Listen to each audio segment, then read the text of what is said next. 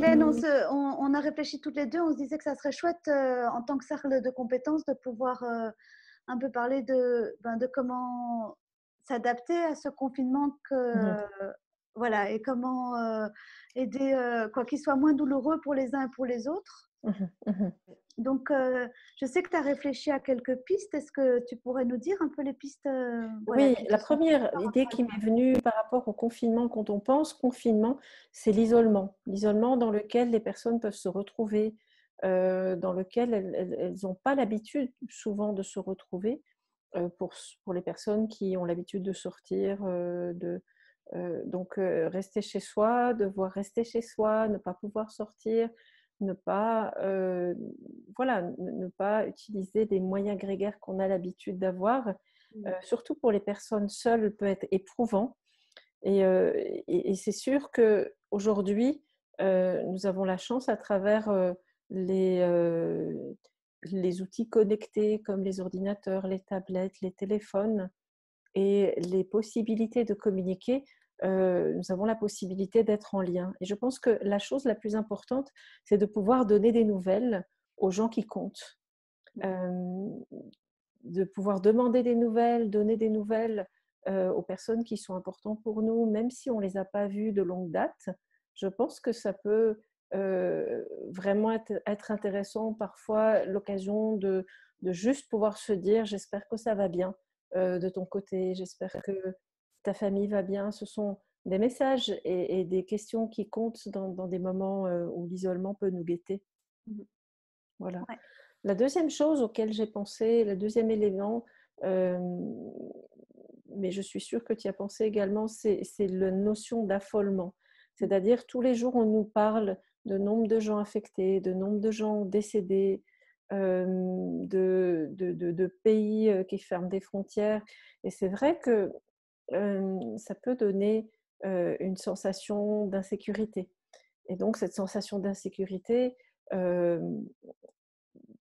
est quelque chose qui peut être ressenti difficilement, qui peut empêcher de dormir, qui peut amener les gens à se demander quand est-ce que c'est moi, est-ce que ça va être grave. Donc je pense que la première chose à faire par rapport à l'affolement, c'est de pouvoir retrouver les, les outils qui nous permettent de nous apaiser. Je pense que ce n'est pas la première fois dans notre vie que nous connaissons des périodes d'affolement et c'est intéressant de se rappeler, soit mutuellement, soit de se rappeler soit des choses qui dans l'ancien temps ont marché. Quand les temps étaient durs, Yvonne Dolan aimait bien poser cette question à ses patients, c'est-à-dire à savoir quand les temps ont été vraiment durs dans le passé, quelles sont les choses qui ont encore marché. Voilà, je pense qu'il y a, il n'y a pas une seule réponse, il y a de multiples réponses à avoir et parfois également on peut s'entraider de cette manière-là. Par exemple, un exercice que nous connaissons au cercle de compétences, c'est les exercices de respiration, de savoir que le fait de respirer 6 fois par minute, c'est-à-dire en inspirant 5 secondes, expirant 5 secondes, plus commune, j'ai envie de dire une approche plus communément appelée la cohérence cardiaque, hein, dont David O'Hare nous a enseigné les bases. On sait aujourd'hui que ce sont des exercices de respiration, par exemple, qui stimulent à la fois le côté notre système sympathique, orthosympathique, et notre système parasympathique. Et en termes d'immunité, c'est une bonne chose hein, de pouvoir ainsi équilibrer notre système physiologique de façon à garder notre immunité, j'ai envie de dire, au beau fixe, au mieux de nos possibilités. Ouais. Et aussi que grâce au fait que le système parasympathique vienne, le système de détente, on est aussi beaucoup moins dans la réaction, mais on peut aussi être plus dans l'action avec plus apaisé, donc avoir plus accès à Ouais. notre cortex préfrontal et avoir des meilleures manières de réagir par rapport à ce qui se passe au lieu d'être dans l'affolement ou dans la fuite ou dans l'évitement total. Ouais, d'avoir sa juste mesure, quoi. Ouais, nous avons vu que l'affolement n'est pas l'affolement, l'inquiétude n'est vraiment pas bon pour l'immunité. Donc il y a vraiment un enjeu à pouvoir s'apaiser, à faire des choses qui apaisent, à pouvoir Je veux dire, limiter le nombre de fois où on regarde les nouvelles à peut-être une fois par jour. Je dis pas qu'il faut pas les regarder, il faut se tenir au courant, bien sûr, mais et je pense que le fait de pouvoir s'apaiser ensemble, les uns les autres, parmi des gens qui comptent pour nous, je pense que, voilà, les personnes qui sont pas seules, qui peuvent avoir des personnes autour d'eux, avec lesquelles ils peuvent s'apaiser mutuellement, c'est un élément important. Mmh. Maintenant, il y a aussi des personnes, seules qui n'ont pas d'animal de compagnie. On sait que les animaux de compagnie ont vraiment un effet apaisant. Hem, voilà.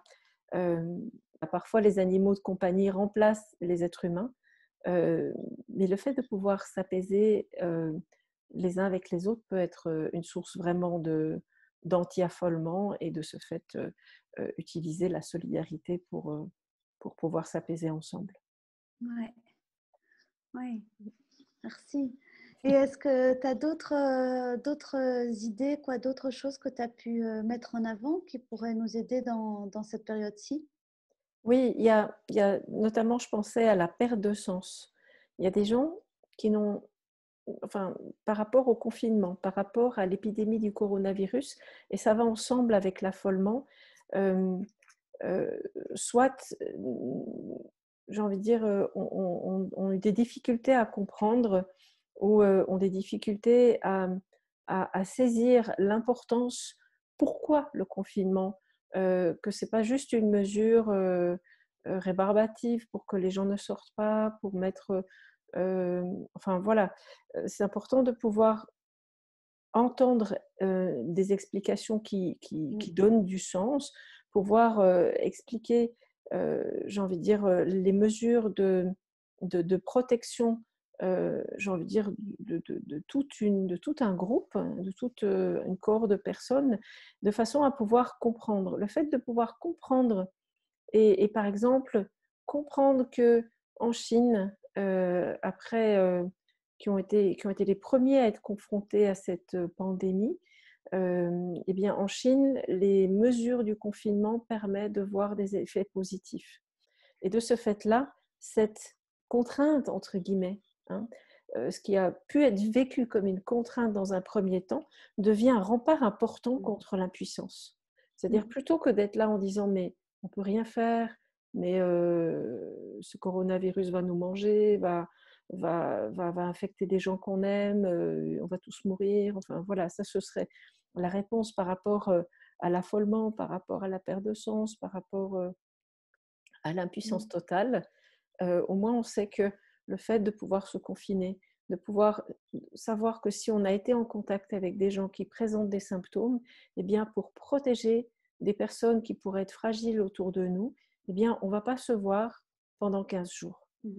Donc c'est autant de pouvoir se dire pourquoi est-ce qu'on ne va pas se voir, et aussi se donner une date, à partir de laquelle on pourra à nouveau se voir si le confinement est bien est justement, est fait de manière juste. Mmh.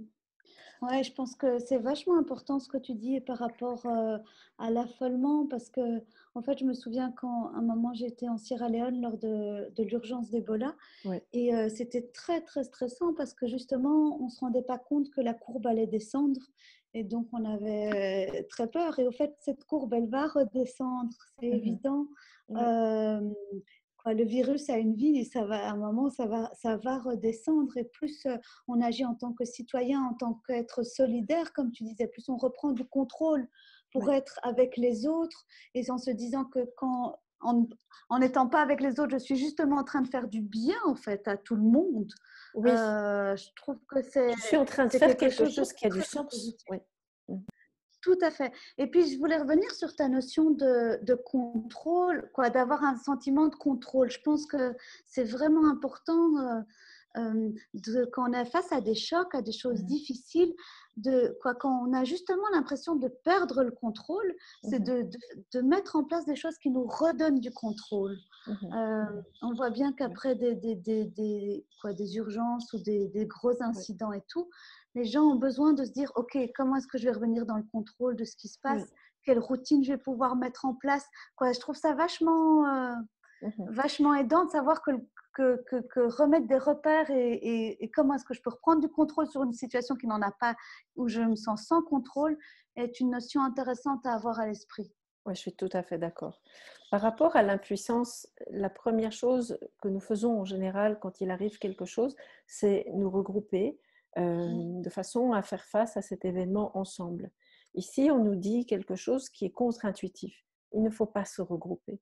Il faut rester chacun chez soi et attendre ces 15 jours. Donc cette impuissance qu'on peut ressentir, c'est important de se rappeler, c'est un sentiment.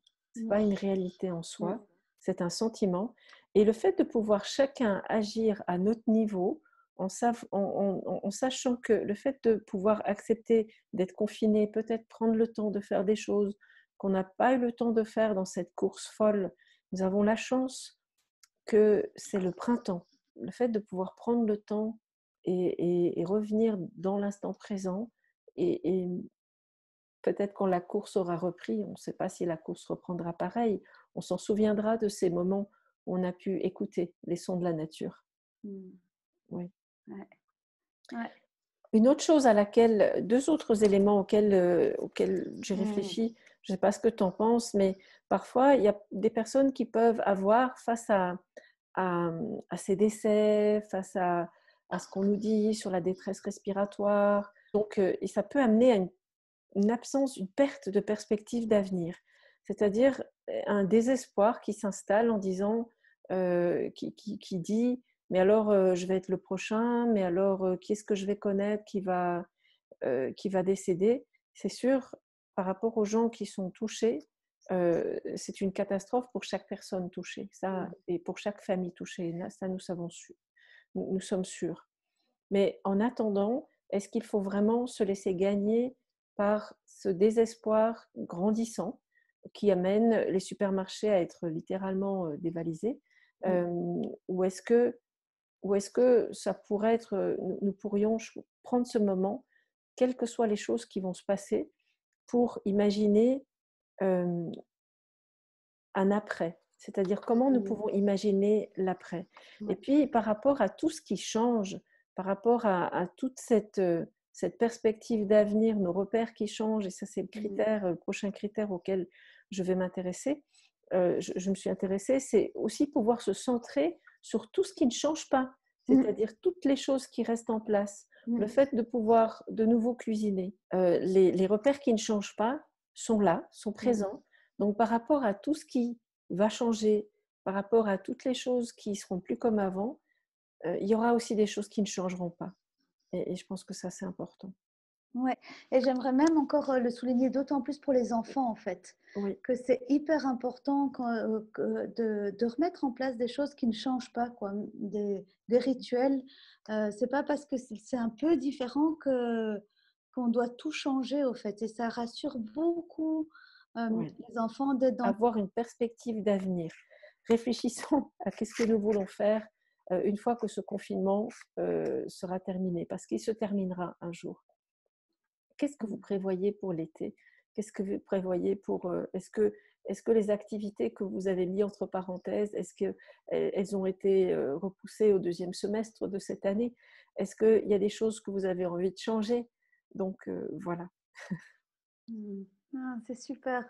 Merci, c'est génial de finir avec ces 5 critères et je trouve qu'on les a abordés de manière durant toute notre discussion. Ouais. Merci à toi d'avoir pensé à faire ce document. C'est toi qui as eu l'idée de lancer cette discussion et je te remercie vraiment. C'est vraiment chouette. Avec plaisir, c'est chouette de partager tout ça avec tout le monde. Et puis, on vous mettra aussi des liens pour le contenant et d'autres vidéos qu'on a faites aussi pour, si vous avez besoin de revenir à vous. Voilà. Et à bientôt alors. Hein. Au revoir, à bientôt. Au revoir.